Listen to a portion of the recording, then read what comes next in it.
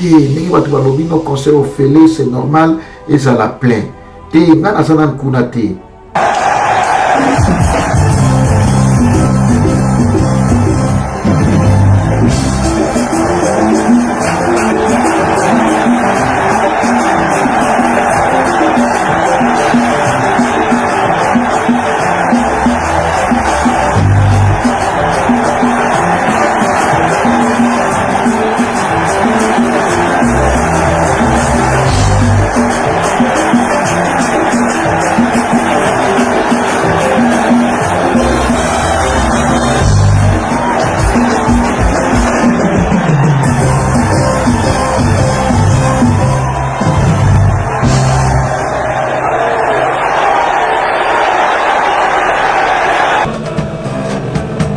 Yango banda kuna na kati tapusa kamera ya mbongo tapusa kamera tokebona tapusa kamera ya mbongo tapusa kamera zwa na simawa ya mbongo tapusa kamera zolisa kamera kondoyo ya mbongo tokei na kamera toke na yango kaka ya mbongo tapusa kamera toke na ngwawa ya ofelete zwa kamera tapusa yango alisi baba ya mbongo voilà ya ofelete zwa ya se yango zwa ya se. Tout le monde! Tout le monde! Ouais, merci.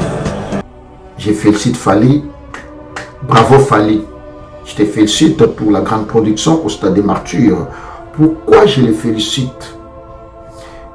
L'artiste a osé. A joué qui initiative Yakobeta dans le Stade des Martyrs. Et a réalisé Yango. C'est pour cela que j'ai dit bravo à l'artiste. Dans l'obaki yango biso bangala tozalaka bilombe. Quand on décide de faire quelque chose, tout ça là qui est fort et c'est réalisé. Dans les cas qui awa dans l'obaki na bino, je suis parmi batoyo bazo soutenir Fally abeta concert wana a retourner Stade des Martyrs nenga lobaki slogan na yeke a retourner Stade des Martyrs. Bato mususu bakolo ba double discours. Que voulez-vous? Je suis chroniqueur de la musique. Je suis là pour tous les artistes et musiciens congolais. S'il s'agit de dire oui, oui. S'il s'agit de dire non, non. Mais à ma grande surprise, au moment où artiste a un podium, comment Batou Babimi, Batou Bazobima 17h, 18h, 19h, pourquoi au moment où artiste a un podium, je me suis posé tant de questions. Nyale Bino. Côté concert, il y a un van à Pinza. Voilà déjà, Batou Bakene, déjà, parce qu'à partir de 17h, 18h, 19h, Batou Msoubanda Osonga déjà. Concert, il y a un van à Tango, Sam Chintu, Modongo, à Barambwa, Gibson Mutukondo, Mati Podium, Choral. Choral ezalaki wana na yebisa bino place ndule ya obongande yangwana Fally na katikati modogo kuna Sam Chintu Gibson Choral ya mona okanga miso bwe na oluka voya kofelo mide kota wana parce que degré ya choral o ezalaki wana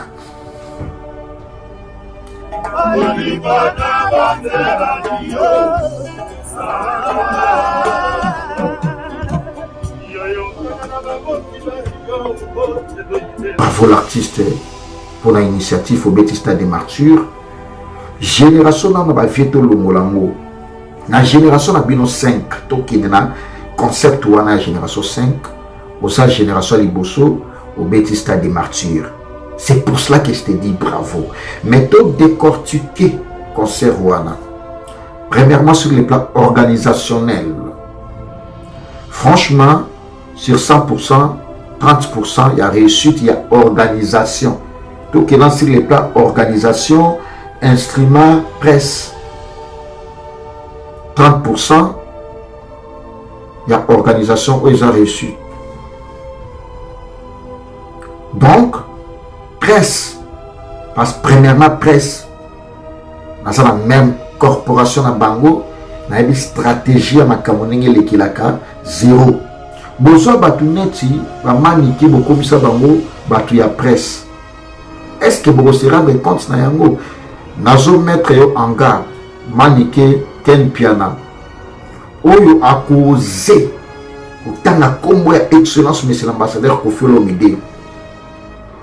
Ken Piana Manike Mutalika Seres Mozala Sage Zonga Simotanga comme excellence. Manike Ken Piana entre vous deux oya ko meka ko tanga kombo ya Koffi Olomide. Nga Prince Bakali mwana roi. Nga Prince Bakali mwana roi.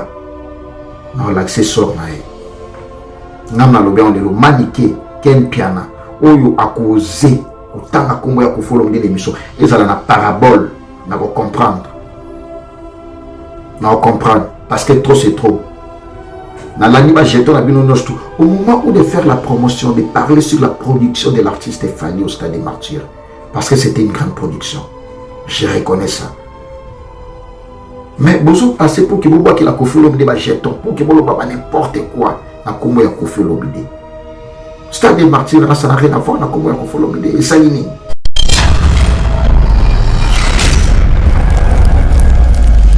Et des basali palmarès, n'engé ba vidéo bimi parce que na moni so ba organisateur mo bazo ke Kinshasa na pour ba ndope sa Weranson trophée parce que ba bi Weranson bar o ya tika en tout cas pour na kolongola yango na yebi souté.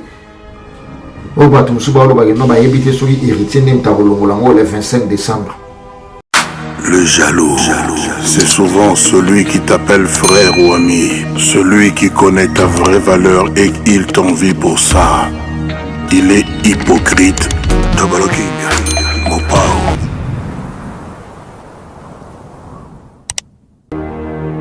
MS frappe encore. Banalala. Je suis congolais, fier de l'être. Namboka Nangande et Zana risque. Kurana Maï et Zokende Puisque. Atakolo Bate Kunana Est. Pays Nanga et Tunda ba richesse. Mais Naba Palé Bolé la sécheresse. Dans ma capitale, Kote Kuluna.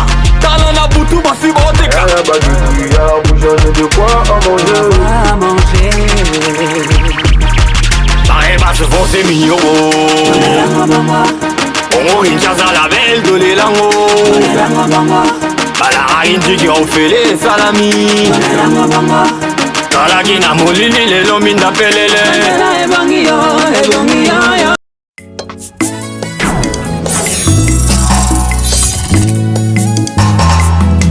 Nabasana kondenga yo trésor okoko. Elakisi yo loboka nzambe. Hey mes amis, c'est toujours moi le grand chanteur d'Afrique, meilleur chanteur à Congo Didier Lacoste. Je viens pour vous dire que Nzembo Moge Bibi Trésor au Coco. Allez, écoutez ça. Nalela bino fort, boyoka chant, bo jugé, mtalege ba jeune tout. Yaka okanga hémorragie, Trésor, okoko les jeunes entrepreneurs. Excellence ministre Mazenga Mokanzo baebanga na quartier Madame Trésor Okoko balobaka nanga mwasi ya Trésor ozalaka gentil okomisinga kanda tuna tabitu katoto na tuni Cédric Elungu Trésor alingi nini baebanga mokolo événement c'est la production c'est là qui basa ba musicien mboka par contre son appel à l'obela qui concert ya Martyr à Fally. Est-ce que nous l'obela une grande production qu'on follow de beti kuna $10 ça l'a marqué $20 double montant ou on a payé étranger. Plus de 70 000 personnes va continuer à stade on a confié beaucoup stade on a ya Botswana on a batu ba bineti minuit. Tant qu'on fait kitia kende batu pe ba kei. Olobela mo. Mais pourquoi être jalouse dans ma kambo pour ça la jalousie? Kofi m'a demandé camarade, il y a ma Kofi fille là ma Kofi je ne sais pas. Biso tokoma victime quand on fait des analyses pour ma Kamboya Fally, bon moi traiter biso ba jaloux. Tandis que nga Prince Bakali mwana roi na insulte raté. Na sala juste analyse moko tout droit normal. Mais au moins yo to beta to sala boy. Bongo bato ba finga la Koffi Olomide ba finga héritier wa tanabi ba finga ka wera. Ken Piana kuta finga wera ki alata perruque ya mampata. Il est libre. Ce qu'il fallait, à un musicien, dans son analyse n'a été. J'ai fait des analyses sur la production de Fally, c'est tout simplement parce qu'il est musicien, je suis chroniqueur. Nous sommes un partenaire plénipotentiel. makambo oyo etali vie privée ya Fally na kolobela ngata mokolo moko te parce que wana eza domaine nanga te wana eza vie privée respect belé mais oyo etali musique ya Fally na kosala analyse soki reçu pourquoi nalobi ke bamodogo ntango bamati concert resuissance événement efandi chant choral na mikotisi nanga te nde bato mosusu baloba eza concert ofele na mikotisi te na mikotisi te namoni bato mosusu baotindela bavideo bavide mpe ezalaki te na mikotisi te nga na bino ngai eza événement ya makasi parce que nde tosola na bino boye Tracy Mbelenga balancelenga baimage to ya bastade de martyre nga na bi totya bavie te mpo nazo épargne totya bavie te so toke na polémique nanu so toke na sur le plan polémique baconcert oyo Kofi abeta na stade de martyre excellence monsieur l'ambassadeur Kofi Olomide concert oyo JB mpe na papa Chira abeta na stade de martyre concert oyo Wer Ensemble ambassadeur de la paix abeta na stade de martyre et tosola par rapport ya réalité ya makambo na longoli bango ya mwana na tie Fally na minute aza na ye moko tokosala comparaison ya Fally na héritier au moment où héritier obeta pe stade de martyre tozana na concept ya stade de martyre tozana na concept ya makambo mosusu te na bien na préciser tokosala conception ya El Diablo héritier Watanabe na Fally que na moni ba fiche ya héritier déjà ebimi et ça ya ofele te et ça ya mbongo donc je vous signale déjà que concert ya héritier Watanabe et ça concert ya mbongo et ça ya ofele te ça va fiche bébé déjà na mona partout ba pandi partout ça ya ofele te et ça ya mbongo wata il faut rebâtir stade de martyr wata démontrer Kodia parce que je vous confirme wata ça na Kodia azo confirmer bino azo démontrer bino yango wata comme ala na souci ya public na ye concert wana ekozala $5 donc depuis histoire ya stade de martyr ebanda concert ebetanante ya $5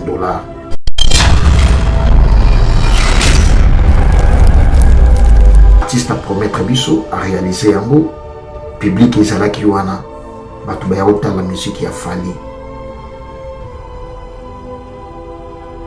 mais à ma grande surprise au moment où artiste aza na podium comment bato babimi bato bazobima 17h 18h 19h pourquoi au moment où artiste aza na podium je me suis posé tant de questions pourquoi artiste au moment où azoyemba parce que azoyembela ye moko te azoyemba mpona bato oyo bayaki concert tout le monde a un concert mosusu mpe ezobetama ya excellence monsieur l'ambassadeur Kofi Olomide na terrain ya GD Kofi Olomide akataki concert minuit plein à craquer bato nyonso bakendaki ntango Kofi Olomide akei tout le monde aki excellence héritier Watanabe tout le monde qui fait école à Paris mais c'est plein.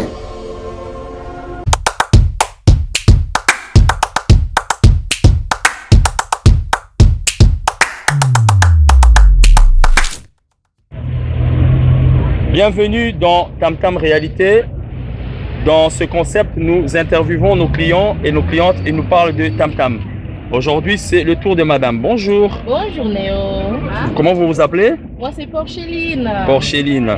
Alors, vous allez où? Ouais, je vais à Bruxelles. Vous allez à Bruxelles. Oui. Alors, dites-nous madame, pourquoi vous avez choisi Tam Tam? Vous choisissez toujours Tam Tam Voyage? Je choisis Tam Tam parce qu'ils sont toujours à l'heure. Il y a un bon service. Et la voiture est toujours en clim, hein. Il ne fait pas chaud dedans. Et voilà, il est toujours bien. Vous pouvez dire quelque chose en anglais parce qu'on sait que vous êtes plutôt anglophone pour les gens. So, I recommend you to book with Neo Tam Tam. He's always on time. His service is very good. And you'll be very comfortable in his car. He is the best. He is the best on all of the converturage déjà. Donc, converturage. Le best, c'est Neo Tam Tam. Thank you very much. You're welcome.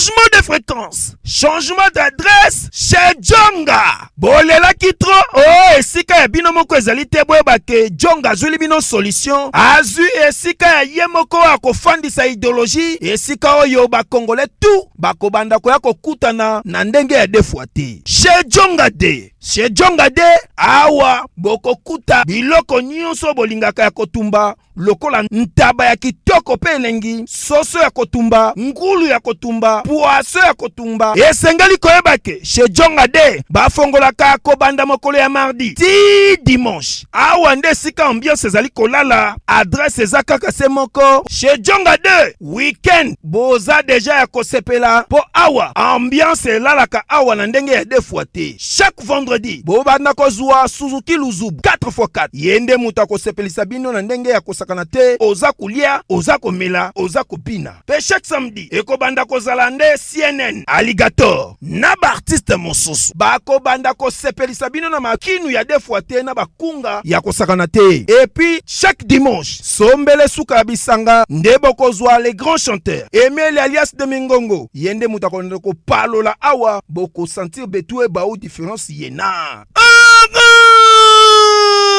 Tala mone namira ya nani chez Djonga de. Malolo. Oui frère, Babi Djonga.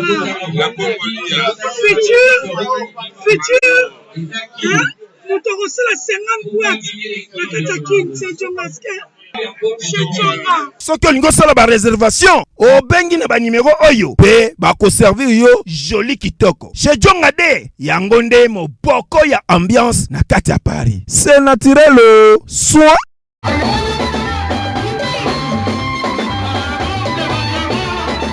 Salut mesdames et messieurs, nous sommes Prince Bakali TV, la chaîne d'actualité de l'information, ensemble avec le vôtre Prince Bakali Monarwa. Nous sommes également sur Elenga Congo Télévision, Pressing Belenga Pro. Merci madame Glody Dasuka ainsi que les enfants. Tonton Prince Bakali Monarwa, vous aime tous, fidèles internautes. C'est un grand plaisir de vous savoir très nombreux en train d'attendre les vôtres. Je suis là pour vous servir, fidèles internautes, mesdames et messieurs. En tout cas, je vais parler beaucoup de choses. Je vais aussi analyser beaucoup de choses ensemble avec vous, mesdames et messieurs, fidèles internautes. Parce que boyebi na linga bino boyebi que défenseur et la bonne valeur Prince Bakali Monarwa, quand je passe à la télé, c'est pour vous expliciter certaines zones d'ombre et puis pour qu'il y ait un point par rapport à ma Kambozole qui est là par rapport à l'actualité. Merci à vous, mesdames et messieurs. Merci mes différents partenaires, puis sponsors officiels. Merci Champion Caps Kapangala, Moté Mama Abita Iso Memvoandou. Merci Champion Caps Kapangala. Merci infiniment. Monsieur Néo Tam Tam Voyage. Nous sommes sur le Kende Belgique, plus précisément à Bruxelles, Bamboka Oezazingazinga, au Kende Allemagne Bundes, en tout cas, covoiturage, Ezamoko. Mais c'est Néo Tam Tam, Atila Bissel, covoiturage, en tout cas, Tam Tam Voyage, et Zalagawana pour nous, Kene Bamboka, on attend Bakomo, voyager avec toute tranquillité, et puis, utiliser téléphone, nayo, connexion, et bégaya, koutouté, en tout cas, utiliser les réseaux sociaux, nous, tout dans la voiture, parce que, connexion à Wi-Fi et Zali. Merci, monsieur Néo Tam Tam, merci à Willy Moucheli Kodamboka, merci à Willy Pensine, les BR de fonds, et puis, merci à un grand monsieur. Merci à toi, il y a César Pachouti, le Boko Nzambe Yangoyi. Il y a César Pachouti, le Boko Nzambe Yangoyi. Très mystérieux, très fort. Il y a César Pachouti. Il y a César Pachouti. Il y a César Pachouti. Merci. Merci infiniment, Danisha, le Chinois congolais. Jean-Paul Welly de London. Le Londonais Jean-Paul Welly de London. Et puis, merci encore une fois de plus à Japonais Mwanzaka, son coiffeur international Japan. Japonais Mwanzaka sur le coiffeur international. Il y a Marie-Hélène, patron, il y a MHLMB. Tout ça, dans Bandal, c'est une école Saint-Michel, c'était à Baoba référence. Et puis, tout ça, dans Willy Riwana, en face, il y a Stade des Martyrs. Tout ça, dans Cybercafé, il y a Limba, il y a Marie-Hélène Linongi Mama, patron, il y a MHLMB. Et puis, un grand artiste musicien, Fléry Boto. Artiste mélancolique. Mesdames et messieurs fidèles internautes, je vais faire le point concernant la grande production de l'artiste musicien Kofi Olomide qui s'est produit à l'étranger, plus précisément à Botswana. Et puis je vais parler aussi concernant la production de l'artiste musicien Fally au Stade des Martyrs. La même date, donc le 29 octobre, la même date, c'est Kofi Olomide dans un autre pays, Fally Ipupa Kinshasa. Et puis l'annulation du concert de l'artiste musicien Celo Scram à Limca. En tout cas, je vais faire aussi les points sur ça. Je vais en parler aussi concernant la grande production de l'artiste musicien Héritier Watanabe, mais c'est les chanteurs. Le 25 décembre de la même année, en tout cas, l'artiste va se produire au stade des Martyrs. Le 25 décembre, donc, jour il y a fête, 6 jours il y a festivité. Le 25 décembre, l'artiste Héritier Watanabe sera là avec Meloman Nostro et la bonne musique, et puis Spiritas, pourquoi pas, Bato Nostro, en tout cas, la musique qui kitoko. Héritier Watanabe à Kobeta le 25 décembre, dans le stade des Martyrs. Et puis je vais parler aussi un grand retour de l'artiste musicien Ferregola, Jésus de Niance, les padres à Kinshasa, parce que Bazo c'est là déjà organisation qui toque. Bon c'est là Ferregola, Jésus de Niance, ou déjà préparatif et ça la nini ba oyambela na Kinshasa. Yani kayenga la monnaie invisible lobaki fois kende ba ya papi seben ba lobaki faut ba kende Kinshasa ba mama Fanta Fofana présidente ya bagoloa na bagoloas nyonso tout mama Fanta Fofana ba kokende ba Laskoni Mbunza ba kokende ba papi Sapo chef de ville ba Nesha Pindi plein de grâce ba Mede Mackenzie Poutine donc ba tout ba kokende donc ba vient na Chiko Mbungu Lorea Mibali Chiko Mbungu Lorea Mibali abaki yepe fois que Kinshasa pour na retour ya Ferregola na Kinshasa. Par la présence par rapport à la grande production de l'artiste musicien Koffi Olomide à l'étranger, plus précisément à Botswana, en tout cas c'était catastrophique, c'était un concert à Poutousfla, en tout cas au Pessimboamboa Boy, concert Moko et c'est là qui ambiance et c'est là qui au rendez-vous, parce que j'ai au signal que c'était vraiment concert Moko à stade, plus de 70 000 personnes, plus de 70 000 personnes, voilà, on a précisé, et billets, donc droit d'accès pour que au quota, et c'est là qui $10.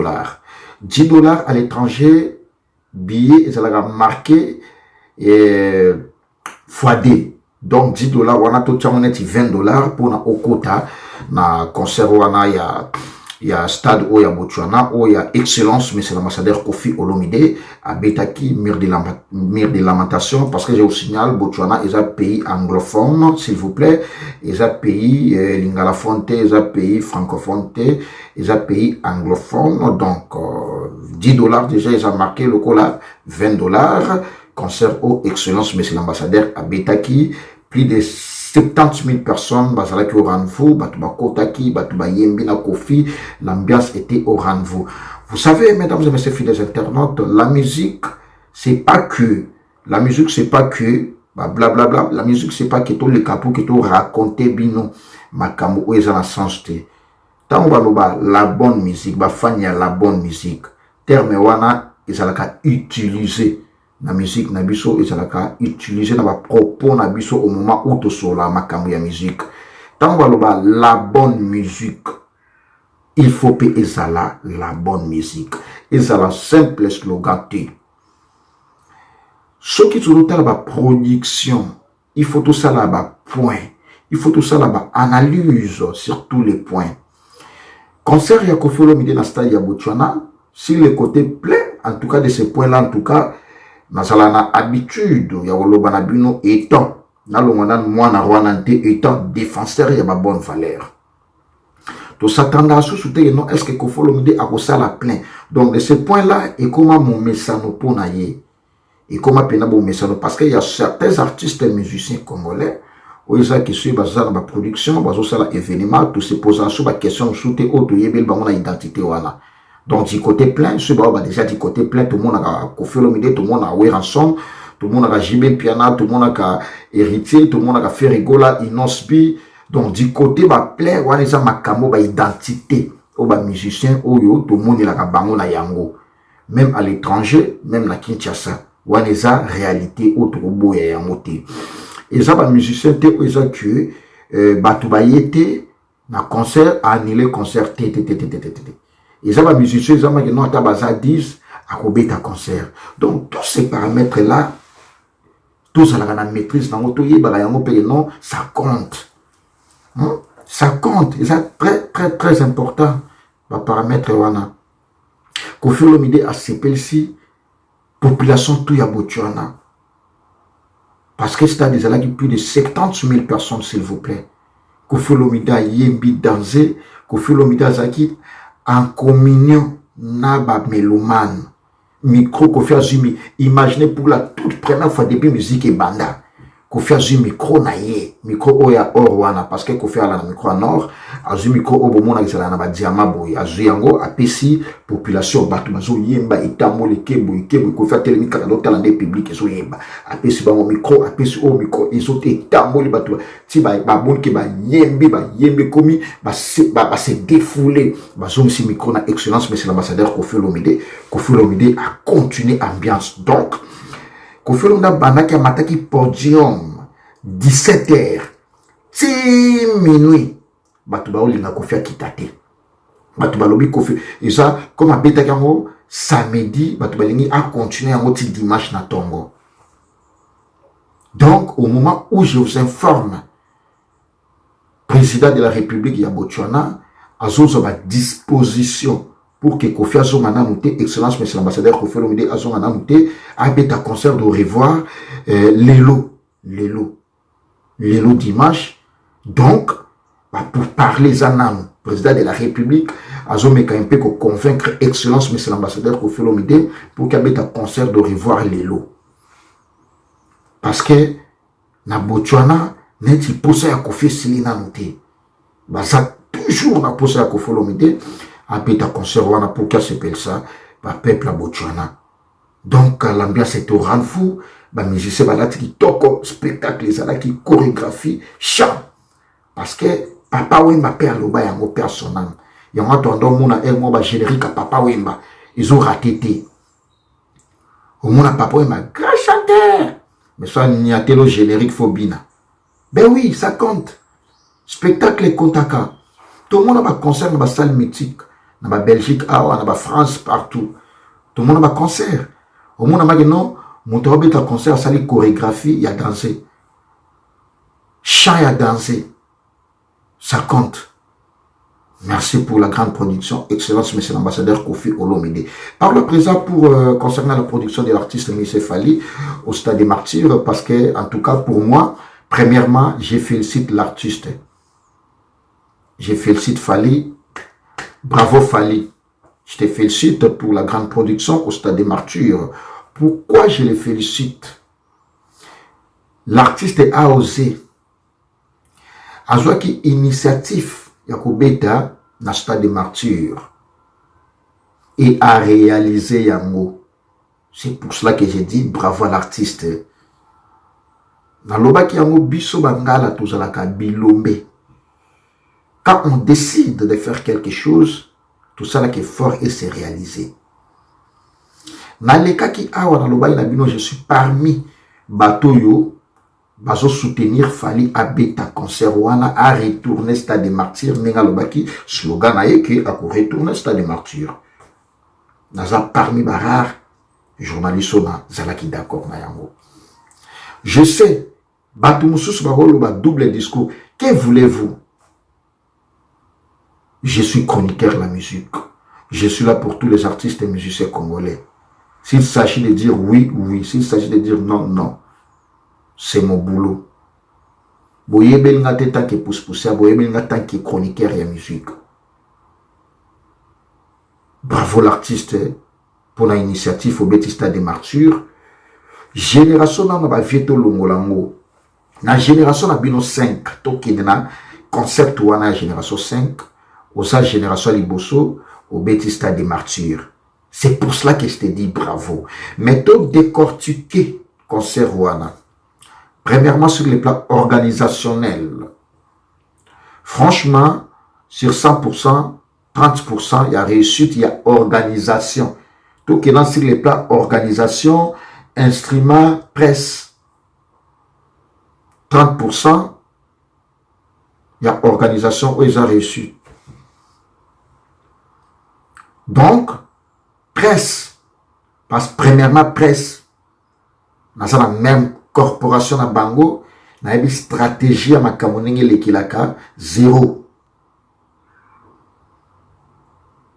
Si les plats instruments, ça qui toko, na monaki, les instruments sont bien, mais pourquoi sont les amabés? Pourquoi sont au sentir pénal santé dans le niveau à Fali? Parce que s'il faut le dire, Fali, c'est pas artiste à Mouké. C'est un grand artiste. Là, on les reconnaît. Mais son, ils ont un niveau, il y a falité. Son. Bah, événement ya bongo, et c'est la son ya bongo te. Ils ont événement ya mounene. Concert, on a fallu à bêta qui a moté, to banda ozele la te, so ndenge nini, to banda ozela pena, to mona makambu, oyo, et salamana noute, innovation ezala. Ils ont concerté, ils ont fallu à bêta la biso yango, ndenge, à bêta ba Shark Club, nenga bêta ba rotana te, on a un concert un peu particulier, ils ont un concert exceptionnel, c'est un concert pour la vie de Fally. Ils ont un concert où ils ont marqué histoire. Et commis histoire. Na katia carrière musicale ya Fally. Ils ont concerté que notre zone est imagé. Ce qui n'a prince Bakali, moi, n'a pas défenseur et ma bonne valeur, n'a vani pour que n'a ça là-bas, point. C'est pour l'intérêt de la culture congolaise. Instrument qui toque, mais son et zamabé. Pourquoi? Son et zamabé. Deuxièmement, ba concert ya bongo Fally, aux amis musiciens mounene. Et c'est un spectacle à Makassi. Spectacle chant et ça au rendez-vous. Où ils ont moins quartier la tête à chorégraphie. Quartier la tête à chant. Tout ce qu'on a dans le concert, tout le monde tout le monde ils ont concert, ils ont fait et tout. Et dans le banan, point où ils ont concerné musique. Pour le monde, ba bengingai, ba bina histoire ya stade martyr, nde ba sali palmarès, nenge ba vidéo e bimi, parce que na moni so ba organisateur mo bazo ke ngincha sana po ba ndope sa Weranson trophée, parce que ba bi Weranson ba o ya tika en tout cas pour na kolongola yango na yebi soute. O ba tumsu ba lo ba no ba yebi te so héritier nem ta kolongola yango le 25 décembre. Pour le monde, la publication, on va un concert dans le stade de Martyr, on a un bongo. Donc, dans le concept, on a des concerts au fêlé, c'est normal, et ça la plaint. On a un kunate. On a beaucoup de gens, on a des Jean-Paul Welly, Jean-Paul Welly de London, Bengi, et on a ceux qui aussi, on a ingénieur de banque, il y a Gauthier Mascotte, parce que on a un spécialiste, il y a une production. À féliciter peut Fally, mais du côté son, chorégraphie, population non so bazala ki wana, bazala ina besoin, ba mona Fally, bazala ki na besoin, ba yoka, ba mona chorégraphie, ba yoka ndou les chants. Mais nazo signaler bino, côté concert et yako vanda pensa. On a déjà battu déjà parce qu'à partir de 17h, 18h, 19h, batum subanda on a déjà. Concert ya ko vanda tango ba Sam Chintu. Ba Modogo, a Barambwa. Ba Gibson Butu Kondolo. Ba Mati Podium. Choral. Choral o ezalaki wana na yebisa bino. Place ndule ya obongande yangwana. Fally na katikati Modogo kuna Sam Chintu Gibson choral. Et mona okanga misu na oluka voya kofelo mide kota wana. Parce que degré ya choral o izalaki wana. Non, on a mis ça quoi qui s'en a. Chef, ma mère m'a passé l'un qui s'est parce que ma fille a marathon sur la tête. La seule qui soit timide dans la quartier va rouge va dire là. Chef, banda la bandi comme moi si inane. Chef, ici là. Au monde beaucoup faka. Oyo, biloko so boma bino ndila o lokola kisa ndako. Papa, oyebite que laboratoire mais médecine et c'est une solution ou de kala. Solution ignorant, c'est la ça. Omoni oyo. Signaliste suppositoire. Oyo. Signaliste comprimé. On a ba hémorroïde. Voilà. Au moins, désostérile, oyo.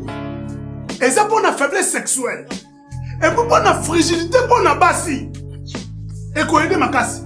Mais borex, ce que c'est traitement nios tout. Il y a hémorroïde. Nesiko yoko banda ko pakulango. On a nzoto abiso papa. Ce qui pour lingi, on mesurait. Bas centimètre non avant banda ko pakula. Pour me colocoser ça, on peut mesurer les sous. On commande que box toujours champion. On comprend? Pas question nationale la question. On consomme si comme soutien na Congo, kaka na laboratoire mais ya missile.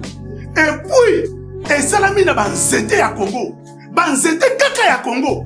Banzete mon soutien. Ya Congo ndé. Maman na kosi? Il est pas trop kosi. Wana na kununga. Boris oyo, mobile nanga sa ila Boris oyo. Soko na Boris ote, mais mobile nanga tout les gens ya bubi. Au monde ba question te présenter yo. Et salami na ba pharmacien congolais. Docteur Pichu Tondele, yene savant. Mbote na biso bandeko, ngai docteur Pichu Tondele, naza pharmacien ya formation, naza formation na université ya Kinshasa na faculté ya pharmacie et puis na sali ba master na niveau ya université Marien Ngouabi pe na niveau ya Canada na transformation des agro-ressources et puis préparation de cosmétiques thérapeutiques naturelles. Nazali ko œuvre dans laboratoire CRMTA ou ezali laboratoire MMC spécialisé dans la production de phytomédicaments, c'est-à-dire bakisi ya partie ya banzete na biso ya Congo. Bakisi nyonso o bozomona awa na CRMTA et subir ba essai toxicologique et puis ba essai clinique ou ils ont ça la différence na biso na ba tradi parce que et subir quand même moi ba étude et puis bakisi o eza na CRMTA ils allaient homologuer le ministère de la Santé, c'est-à-dire qu'ils ont la autorisation d'ouverture, ils ont la autorisation qui a mis sur le marché le niveau de Mboka et puis les bandes de Mboka. Si on doit produire la CRMTA et puis qu'on n'importe quel médecin partout à travers le monde. Voilà la différence où ils ont ça la mort biso na batradi thérapeute ou naturothérapeute. Et où y a biso? Donc,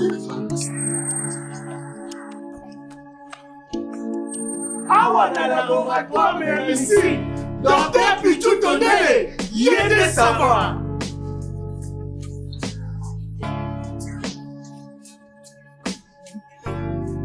Je suis venu vous annoncer l'ouverture des 100 jours de jeûne et prière. Je connais le Dieu d'Abraham, le Dieu d'Isaac, le Dieu d'Israël, le Dieu d'Haïti Nabala, le Dieu de mon père, Polia. Nous croyons à ces dieux-là. Envoyez vos sujets de prière. Envoyez vos requêtes. Nous allons prier pendant 100 jours de jeûne et prière. Voilà mon numéro de contact. 07 66 27 40 02. Vous pouvez vous abonner à notre chaîne YouTube, Sacerdoce TV. Sur Facebook, Israël Conde. Mais voilà notre adresse. Vous pouvez venir nous joindre et prier avec nous chaque mercredi et dimanche de 15h à 18h sur 9 rue de la Poterie Saint-Denis. Que mon Dieu vous bénisse. Balobi to bosse na les salles si faites au tie koli lelo partout dans le monde lobi nango bazui au tie lelo na Paris lobi na kini bazui au tie na Paris mutetazi na au tie bolo babi ema meya les salles si faites ya yeme ema meya au tie koli lelo lobi dozui to yeba Valeria ema meya sia o ya linga vu de loin tindelanga na les salles si faites au tie lelo lobi nazui ayona bana mokili mobimba bana Afrique du Sud bana Paris donc 5 continents nyonso bobanga te soko monika agence fret ou eza ya fondation de salisi ya Emma Meya tia biloko lelo lobi ozui Emma Meya quel miracle quel miskit tala conscient photo pesio biso na sapuna fret na biso tukena markade na Statorus Emma Meya fondation de salisi fret tuketu tie biloko na biso wana tukuzwa yango nene tutieri yango nene pe tukukutila yango ndeko zana conscience ya Fred Fondation Emma Meya tia biloko na yo kuna okuzwa yango na Kisasa okuzwa yango partout okuzwa pe na poto uti na Amérique okuzwa na Amérique uti hier na France okuzwa pe partout uti na Congo ekei na poto uti kuna ekuzwa makaka emame ya fondation Lisalis tant to sabino fondation po bango babanda na biso na fondation depuis kala ti lelo tokomi ba immeuble azaka kawana na biso toyebino emameya fondation Fred ofretaka biloko no wapi okotisaka biloko wapi esalaka ba 2 ans 3 ans po ekoma olembi mais awa nde makambo bato bende tozolinga mpo makambo ekende liboso otie biloko ne lelo ozwi lobi otie lelo ozwi lobi nga na komandaki net na nga lobi lelo nazwi yango nalati awi toza mosika te na France na rimarka te bana chateau rouge bayi makambo nazolobela bana chateau rouge bayi makambo nazolobela biso erataka te frete biloko no mituka na ndenge olingi frete yango biloko na yo frete frete aplis mbongo moke biloko ebele emame ya fondation Lisalis frete yo nde makambo Samchitu Moduga Barambwa Gibson Toba Mati Podium Nde événement bandaki wana concert et petit péno sentiment qui choc parce que biso tout ça va mourir à la bonne musique biso tout talaka makambo denne plein de gravité tout talaka makambo denne plein de gravité na ça le concept c'était que nous ya ko retourner au comment non c'est na bi ko retourner boya wira to benga moni ko écraser parce que ndeto solana bino bo pressing belenga balancer lenga ba image tout ya stade des martyrs ngana bito tia ba viete po nazo épargner to tia ba viete surtout que na polémique nan surtout que na sur le plan polémique ba concert ba Kofi abeta na stade des martyrs excellence monsieur l'ambassadeur Kofi Olomide concert au JB pe na papa Chira abeta na stade des martyrs concert au Weranson ambassadeur de la paix abeta na stade des martyrs et tout cela par rapport à la réalité makambo na longo libango ya mwana na tie fali na minito azana niemoko donc ça la comparaison ya fali na héritier au moment où héritier obeta pe stade des martyrs tout ça na concept ya stade des martyrs tout ça na concept ya makambo soute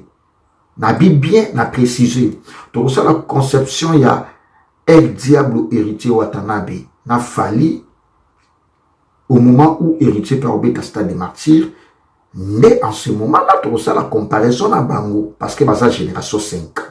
Donc, il y a un concept génération 5, et puis concept stade des martyrs. Parce que dans mon fiche, il y a héritier déjà Ebimi, et ça, il y a Ophélété, et ça, il y a Mbongo. Donc, je vous signale déjà que concert, il y a héritier Watanabe, et ça, concert, il y a Mbongo. Et ça, il y a Ophélété. Et ça va fiche bimi déjà dans mon nom partout va partout ça y a fait et ça y a bon il faut rebâtir stade des martyrs Wata démontrer Kodia parce que je vous confirme Wata ça na Kodia azo confirmer bien azo démontrer bino yango ba disposition déjà et so maki tant au bana mois de novembre na début déjà nazole ki la bino pour que na pesa no prix ya billet parce que batu nyoso batali orchestre Wata comme ça orchestre Mbongo batu nyoso basutelaka Wata batali babite Wata tia concert wana stade des martyrs ils à la $15 Wata comme à la souci ya public na e concert wana ego à la $5 donc depuis histoire ya stade des martyrs et banda concert et bêta manante à $5 de Wata sa premier ministre congolais so bêta concert $5 et vous allez plein à craquer général Stomy Akafulek désolé na compatissa qui na yo oyebi parce que fallait na na matanga général Stomy Akafulek akufelaki mais na zwa qui contretemps je suis de cœur avec toi général Stomy Akafulek maître Turambo Malemba table naza de cœur na yo Oh, bah, tu vas bien la presse, bah, quel concert à Watt, ça. Concert, meilleur concert de l'année, na bio, et puis, tu n'as pas zélo, mais surtout, ça, il faut ici. N'habite tout zéla. La presse, bah, quand je passe à la télé, na lobaka, on a yebi, na on a moni. Na yebi, na s'assure. Watt a ko rebâtir, stade des martyrs. Tout zéla, pour te lober la mot bien. Yangwana, ba événement ya bongo. Eza liboso pe asukate pour la carrière ya Fali. Fala la kisibiso ki aza mungala. Fala la kisibiso ki aza mobali. Alobaki asali. Aza homme de parole. Quand tu promets, fais tout. Quand tu promets quelque chose, fais tout pour le réaliser. Artiste à promettre biso, à réaliser un mot. Public ezala ki wana. Batubaya ota la musique a Fali. Mais à ma grande surprise, au moment où artiste a un podium, comment Batouba bimi, Batouba zo bima 17h, 18h, 19h, pourquoi au moment où artiste a un podium? Je me suis posé tant de questions. Pourquoi artiste au moment où Azo Yemba, parce que Azo Yemba la mon côté, Azo Yemba pour na batu obayaki concert. Tout le monde a qu'un concert nous souper zobeta ma excellence monsieur l'ambassadeur Kofi Olomide na terre à GD, Kofi Olomide a kata concert minuit. Plein à craquer, batu nyonso bakende itan Kofi Olomide ki. Tout le monde a excellence héritier Watanabe. Tout le monde a qui fait école à Paris, mais c'est plein. Faire écoute à Kitia Vandi, parce que faire quelques chansons comme ça qui pena, concert caché, ma pierre qui caché, aïe, moi quelques chansons qui vendent à Batouba, Vandi, Titongo. Et ça, événement à stade, et ça, concert, en fait, concert à stade de mature, concert à démonstration de force, sur tous les plans. Batoufbaya, Koyemba, Kobina, fait le rendez-vous. C'est un bon concert. Il a fallu wana. Mais instrument, organisation, il y a instrument. Presse basali musala na bango tenenge sengeli. Na mona inanga presté j'avais pas senti la presse. Na senti ba fan. Na santa qui preste, na santa qui pena ba fan, ba yende. Parce que Pelus non so mona qui anezala qui presse. Na santa qui ba fan et non presse. Ko soutenir ba artiste musicien ngelo bate pendant que ça en exercice ya musala oza la fan nae. Est-ce que depuis non sala analyse non so na bino na za fan ya nani? Bozo batu neti ba maniki bo komisa bango batu ya presse. Est-ce que bogo se rendre compte na yango? Nazo mettre yo en garde. Manike Ken Piana. Oyo akose kutanga kombo ya excellence monsieur l'ambassadeur Kofi Olomide. Ken Piana. Manike mutalika se resmo zala sa jozonga simotanga su comme excellence te. Manike Ken Piana. Entre vous deux. Oya ko meka ko tanga kombo ya Kofi Olomide. Nga prince bakali mwana roi.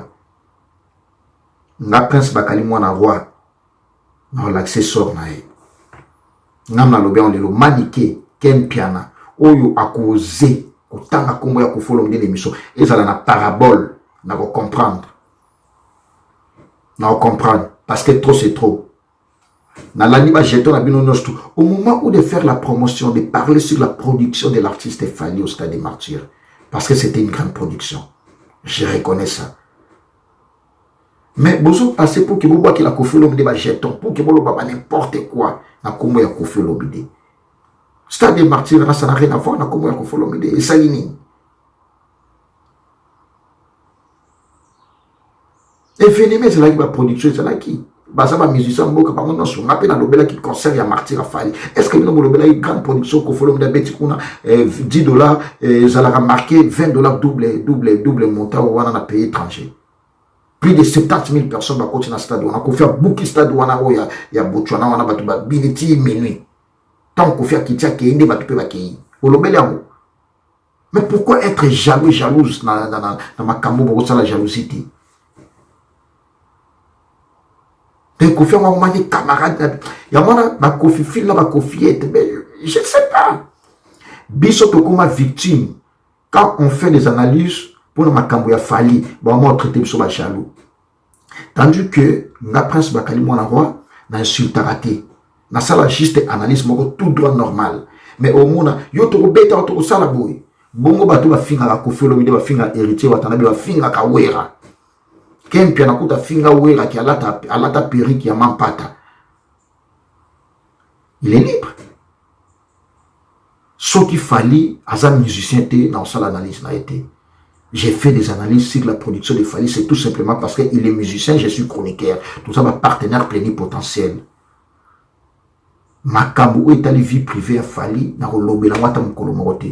Parce que on est à domaine nangate, on est à vie privée, respect belé. Mais où est allé musique, il a fallu dans ça l'analyse, ce qui reçu. Pourquoi dans le lobby qui va mon dogo tombe à mati, concert et puissance événement vandi, chant choral et vandi. Na mi koti si na atende batum suba le concert au fait na mi koti cité. Na mi koti cité na monde batum suba tine là ba vidéo ba vide pesa là qui te na mi koti cité, na mi koti cité. Na na bina ngaiza événement ya makasi. Artiste à promettre biso a sali yango bravo Fali. C'est ça qui compte. On doit bien soutenir nos artistes musiciens congolais. Nous ne sommes pas là pour faire des bêtises. Merci à Bruno Lubika Mbongo, il y a proprement Temela Simanda, il y a Baleke Belé. Il y a Bruno Lubika, l'argent non sale, l'argent propre. Maman Emeline Zemba, tous pépélés en bétolo. Merci à toi, Maman Emeline Zemba. Merci Nixon Boutique, la bière de luxe, la grande moisson opérateur économique Nixon Boutique. Kenny Mbumba, arme lourde. Il y a Dorothée Mafuta à Bordeaux. Il y a Yananga Dorothée Mafuta à Bordeaux. Maman Yabastar. Il y a Dorothée Mafuta à Bordeaux. Maman Yabastar. Il y a Dorothée Mafuta Yananga à Bordeaux. Mboka Kenny Mbumba, arme lourde. Maître Novice Biongo, papa Nanouchka, maître de l'air, maître Novice Biongo. Maître Novice Biongo, papa Nanouchka, maître de l'air, maître Novice Biongo. Champion Adolmo contre la Rochelle, il y a Willy Pensiene. Les bailleurs de fonds. Il y a Oli Pensine, il y a Moto, il y a Bedo Pensine, merci à toi. Japonais Mwanzaka, son coiffeur international, il y a Flavie Panda, il y a Ananga, il y a Flavie Panda, Fana Kofi numéro 001. Il y a Flavie Panda, merci à Flavie Panda. Il y a Flavie Panda, qui n'est bien FB Service, on go tindo tindi lelo ozui lelo. On go tina bilo kono na Kinshasa na ba commune nyoso. FB Service et Zawana chez Kennedy Bim les bourgeois.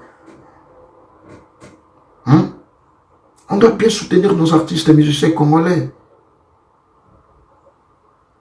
Il y a un Gauthier Mascotte, ingénieur des banques. Vando. Nous sommes bon à âge à 16 ans, Gauthier Mascotte, ingénieur des banques. Merci à vous, fidèles internautes. C'était votre prince Bakali Mwanarwa. Restez branchés. Je suis là, je reviendrai pour plus de précisions avec une autre actualité. Merci à vous, au prochain numéro. Suivez-nous sur Prince Bakali TV et puis Elenga Congo Télévision officielle chez Tracy Melinga Pro, Lodi Dasuka ainsi que les enfants. Au revoir, merci, bon dimanche.